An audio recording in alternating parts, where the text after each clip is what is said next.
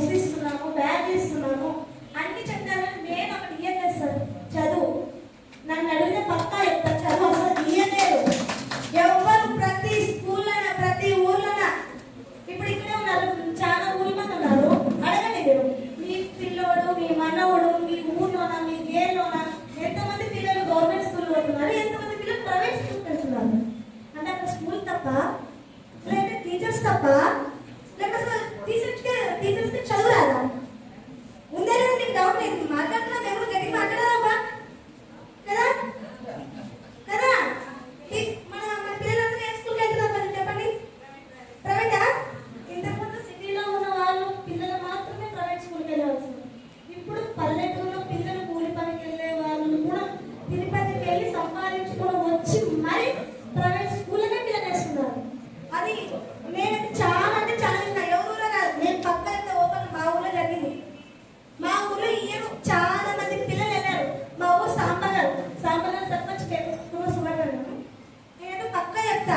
ఇంకా నేను చెప్పాను హాస్టల్లో కొత్తగా ఇప్పుడు కలిసి వెళ్తున్నారు పేరెంట్స్, దానివల్ల కొత్త హాస్టల్లో పెట్టిస్తున్నాం. అదైతే బాగా నచ్చింది సార్ మాకు. చాలా బెనిఫిట్ అది. ఎందుకంటే వాళ్ళు కొంతమంది లేని వాళ్ళు కలిసి వెళ్ళే వాళ్ళకు అది పిల్లలకు ఒక చోట వదిలి వెళ్ళడం భయమే. కానీ మీరు నిర్మించే దానివల్ల వాళ్ళ పేరెంట్స్ కానీ పిల్లలకు కానీ ప్రభుత్వ తరఫున వాళ్ళకి థ్యాంక్స్ చెప్పాలి. ఇంకొకటి ఏమంటే కేజీబీటీ స్కూల్ అన్నారు, మీరు అక్కడ చదువుకుంటున్నారు సార్. మా స్కూల్ కూడా అదే, నేను పక్క చెప్తా. అక్కడ మేము చదువుకునేటప్పుడు ఏ వసతులు లేవు. ఆయన అప్పుడు చదువుకున్నాం. ఇప్పుడు వెళ్ళాను మా స్కూల్కి కొత్తవి అని ప్రభుత్వం చాలా బాగా చేసింది. అంటే ఉన్న స్కూల్కి ఇంకా అభివృద్ధి చేస్తుంది, కానీ మన ఊళ్ళో ఉన్న స్కూల్ మాత్రం అభివృద్ధి చేయలేదు.